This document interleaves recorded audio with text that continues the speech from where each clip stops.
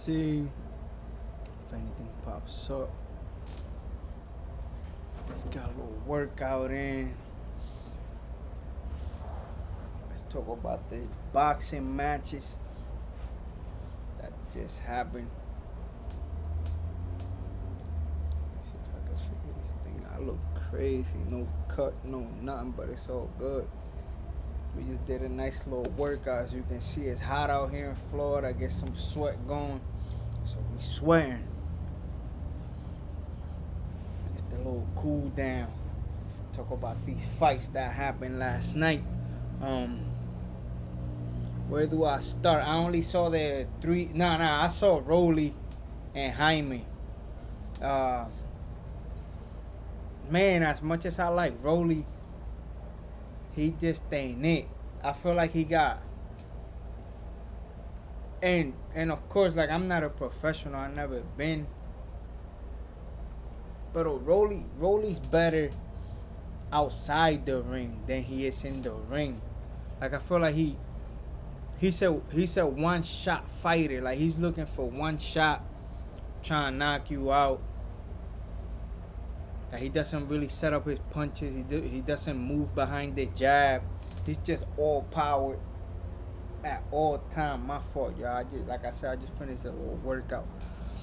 He's just power all time, trying to knock you out, trying to get you out of there. Let me see if I can get this. Come back a bit. He's all power all time, trying to knock you out, trying to get you out of there, which I don't mind if you're setting up your shots. He wasn't doing that. I don't think Rolly should have went 10 rounds last night. I feel like Rolly should have been able to take I thought Rolly should have been able to take Jaime out. I maybe 7th, 8th round. I don't think it should have been a 12th round fight. But good for Rolly. I think he got the win, right? Little iced tea, y'all. I like tea. This is actually like tea that brewed and then ice it, which is good. That's how we do it. Got the little picture over here, and my lady sets it up after the little workouts. But yeah, I thought Rolly should have got. He definitely that W, but I thought he could have got it knocked down at least. Late stoppage, but he didn't. Again, Rolly's super fan friendly. He's actually very, very smart. Like, like, if you want to throw some bread, like, Rolly gets a lot of predictions right. It's just his in-ring, like, he said system of that dog pound. He's a product of the dog pound, Mayweather's dog pound. He used to be in that joint sparring 20, 30, just throwing bombs. And then when it's time to put some technique up, he goes back to what he knows. That's why I like sparring. I think a lot of people mix up sparring with fighting. And it's an ego thing. Like, they put you to spar. Everybody feel like, yo, I need to win. I need to win the sparring match. I need to beat them up. I need to set the tone, let them know. No, sparring is to get better. Like, of course, you want to push each other. Pero no te tienes que matar ahí. Like, you're not trying to kill each other either. Go hard, but not too hard. Like, don't leave it all in training. Like, you still have to bring something to the bright lights. So, good win on Rolly. I thought he could have got his stoppage. He didn't. And then let me move on to Caleb Plant versus McCumby. This was fighted. Well, I ain't gonna lie, because Berlanga got it in. Canelo and Berlanga, it's still hot out here, y'all. My cool down gonna be the whole thing, because it's hot. So we gonna be sweating.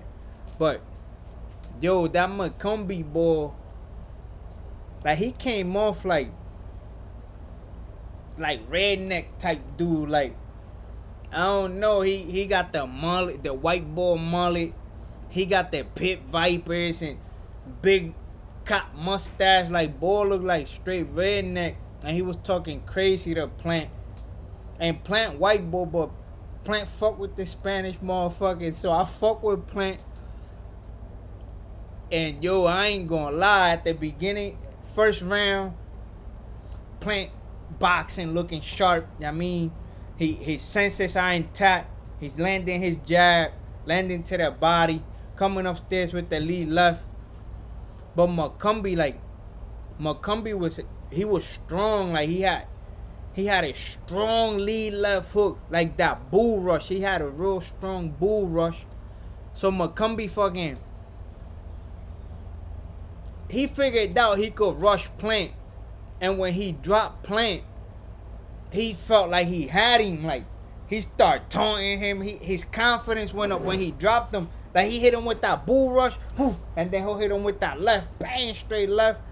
He dropped Plant. Then he started making that fight ugly. He was trying to slam him, throwing him, moving him around. And, yo, when that's happened, I felt like it was over. I ain't gonna lie. I thought that fight was over. And then Plant. Pause. There's no other way I can say this. Plant showed he got cojones. Plant got balls, boy. Pause. Because that motherfucker got dropped twice. And then he figured out he's getting bull rushed, right? Like, dude keeps bull rushing him. So he's coming in, bang, bang. Coming in extra heavy, bang, bang, bang, bang. Coming in. So what does Plant do? This is after getting dropped twice. After getting bull rushed and getting dropped twice, almost 3 times. Plant figures, I can't let him bull rush me. Let me put this motherfucker in a phone booth. Plant cut the ring off, backed them up, put them in a phone booth, head to head, shoulder to shoulder, start digging the body. Boom, boom, coming upstairs. Boom, slipping, countering, again, banging the body. Plant is tough, dog. Plant is tough. He showed mad heart.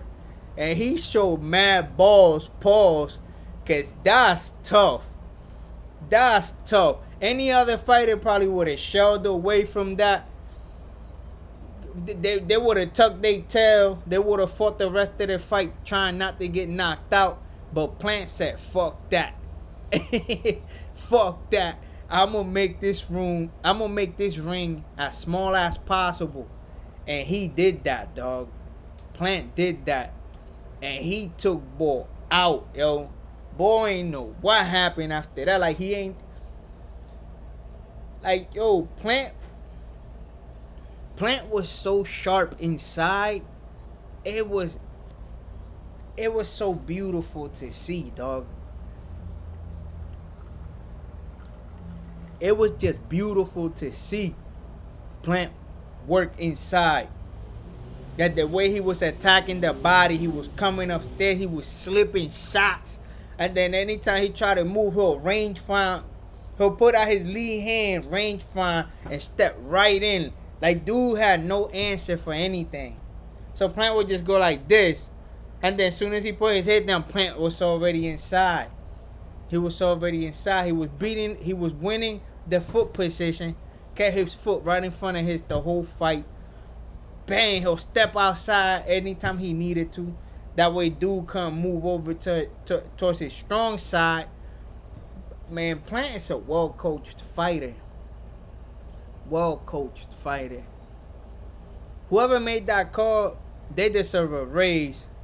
And if Plant made that call, that motherfucker got some balls, boy. Because, like I said, a lot of fighters would have shied away from a phone booth, but not Plant. That motherfucker is tough. Put him in a phone booth, broke him down. What was it? 10th round knockout, 9th round knocked him out. End of the round, had ball on Dream Street. Good fight. And McCumby was tough, man. undefeated, unknown. I ain't know about him. I'm not saying other people didn't. Undefeated, strong. Do he got things to work on? Yeah, I feel like he needs to learn how to fight inside, like work on his fight. I'm not saying he don't know how to fight inside, but you see, Plant just exposed that. The bull rush was working. Plant puts him in a fucking phone booth. Everything went out the window. He couldn't do nothing. He couldn't handle Plant's pressure. He couldn't handle Plant's range. He couldn't handle Plant's body attack. He couldn't fight off his back foot, and he couldn't fight when he was up against the ropes. So, yeah, Plant snatched that win from him, because he had Plant. He had him. He really did. He big, strong, good left hand, good right hand, could punch with both. He throws with mean intentions. Hopefully he comes back. We at that time in boxing where it doesn't matter if you lose. Like, you still get a chance. Like, back then you lost once, everybody forgot about you. Nobody wanted to see you fight again. Not anymore, and I'm glad boxing's like that. Like, because you get good matchups. Like, right now, I would like to see Plant fight Berlanga. Like, I would love to see that fight next. That's the fight they make. But anyways, good win for Plant. Tough win for Plant. Very, very strategic and ballsy. But he pulled through, man. Salute to Plant. And then, of course, the main event, yo. Canelo versus Berlanga.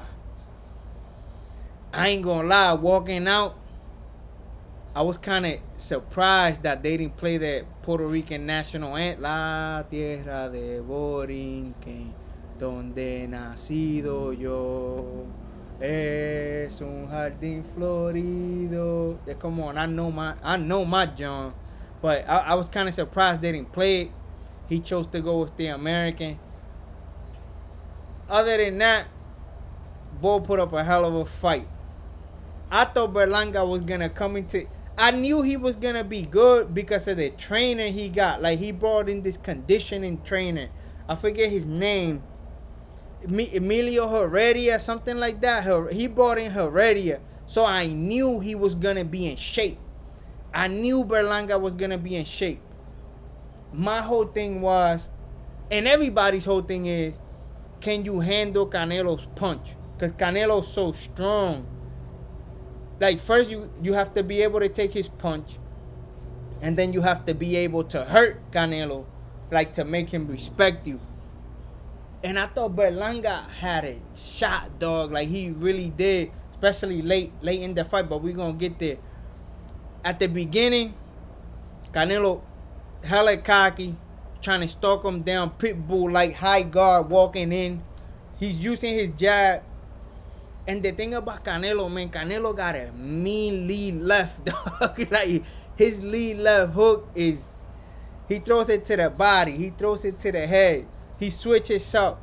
He fights off back foot. He could fight pressuring forward. Like, Canelo's a hard puzzle to solve, man.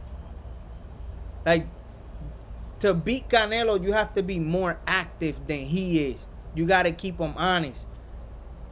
And I felt like Berlanga was there, dog. Like, he kept, Berlanga was in his shit. Berlanga kept hitting him with the jab. Bah, bah, strong jab.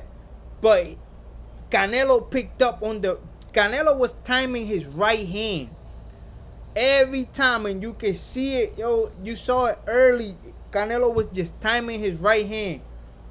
Berlanga throw it, boom. Canelo tried to, he chopped. He was banging him to the shoulders and to the elbows. Bang. He did that. And then soon as Berlanga tried to hit him, what was it, second or third round? Canelo came right over the top with the lead left hook. Boom! Put my boy down. That was nasty. That left hook was so clean. Anybody else would have been night.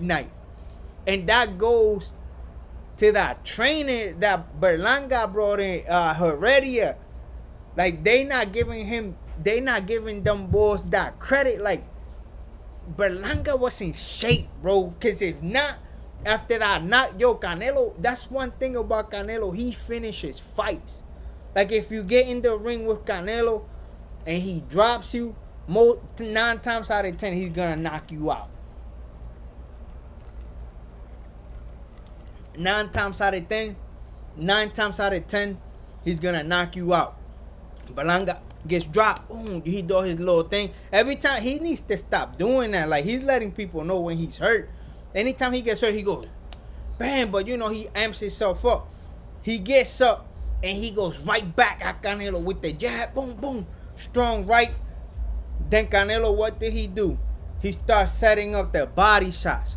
Boom, banging them to the body, especially with the left. And then he'll try to sneak in that that lead left hand up top. The one thing Berlanga, I'm not saying he got gun shy, because he fought, yo. Every time Canelo will hurt him, he will fight back with showed heart. And everybody was trying to question his chin. But dog, the one thing he did after getting dropped by that lead left hook is he kept his right hand glued to his face.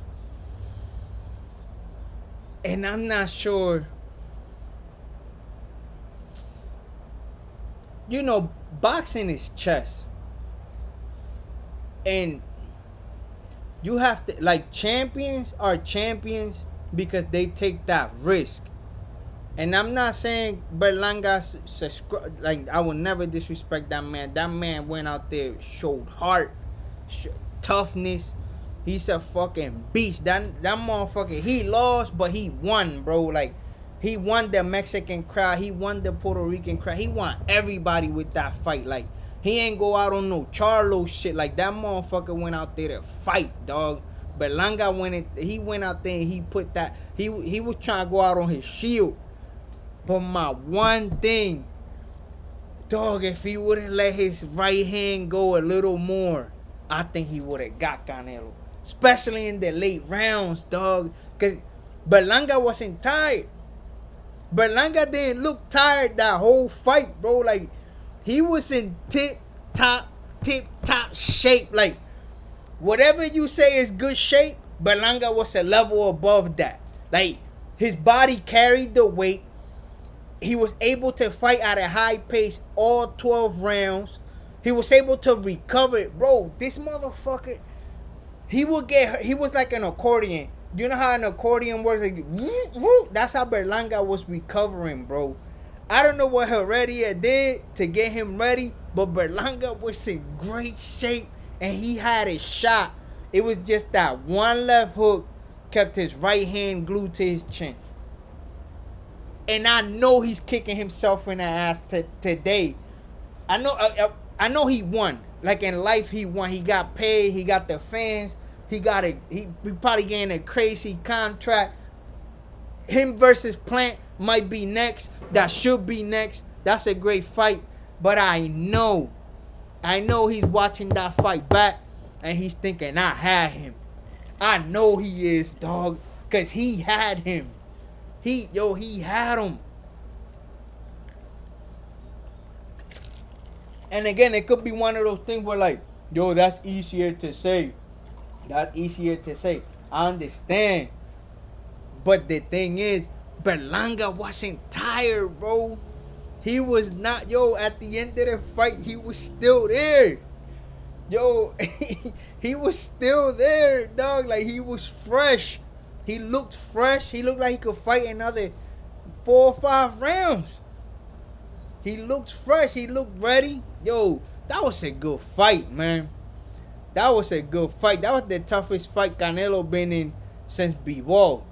And I'm going to keep it real. Like, B-Ball was tough, but B-Ball was just outworking Canelo. Like, Berlanga was trying to put the pause on Cuz. He was trying to put pause on Canelo. Good fight, man. Good fight. Canelo's a beast, dog. Canelo really is a beast. I liked after the fight how they showed each other respect and how Berlanga was telling him, like, he was saying, like, how he hated that his first time talking to his idol was promo. So, he got to sell the fight. I got to talk about, it got so hot out here. I'm sweating. I should have been done with my cool down, but it's so hot. I'm still sweating. But yeah, good fight, man. Good fight. I want to end with this. Danny Garcia and Erislandi's Lara. That fight. Oh, man, I love Danny. I'm from Philly. I've actually met Danny a couple times, seen him at the casino and stuff like that. Growing up, he was from the square. So, everybody, all the locals used to see him around, stuff like that. I think Danny's at a point in life where he doesn't need boxing. Well, maybe how can I put this? Because I will never disrespect a fighter.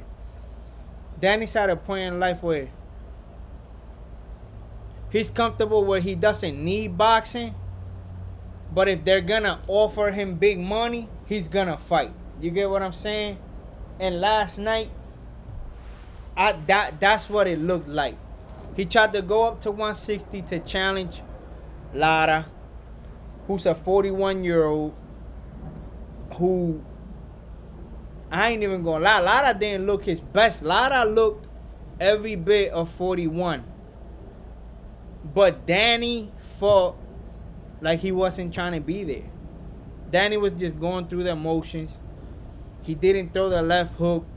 He didn't throw his right hand to the body. It was just movement and little pep jabs. Barely threw anything. I felt like Danny took that fight for the cash. If you gain millions to show up, show up. If you gain a couple mil to show up. But you gotta take the slander from the fans afterwards. And I'm not gonna slander Danny. Nah, never. But I see a lot of people hate, and I can't call it hate because fans are passionate. So I see everybody talking down on Danny, and he ain't from Philly, he trash, blah blah blah blah blah. Danny just lived life. Again, if you're gonna step into the ring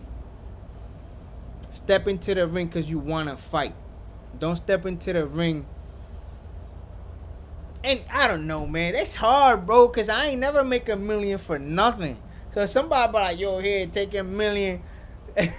Even if I don't want to fight, I'm going to pull up. So it's hard. I don't know. How do y'all feel about that? And then, Danny's never been knocked down. He's never been knocked down, let alone knocked out. And Lara knocks him down with like the softest punch ever. His brother looked shocked. Danny's